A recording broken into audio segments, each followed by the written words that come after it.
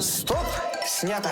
Андрей Свиридов, Сергей Степин, Оскар Негомедзянов, Софья Сакур, Александр Абласов, Максим Киселев, Павел Росомахин и Дмитрий Колчин. У меня тут Голливуд среди тайги. Это новая система перевоспитания. Вот теперь прекрасно играешь.